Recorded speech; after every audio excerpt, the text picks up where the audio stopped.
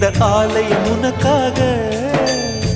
வானில் ஒரு புயல் மழை வந்தால் அழகே என்னை எங்கனம் காப்பாய். கண்ணே உன்னை என் கண்ணில் வைத்து இமைகள் எனும் கதவுகள் அடைப்பேன். சத்தியமாகுமா?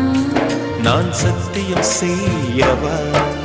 தொடு தொடுவெனவே வானவில் என்னை தூரத்தில் அழைக்கின்ற நேரம்.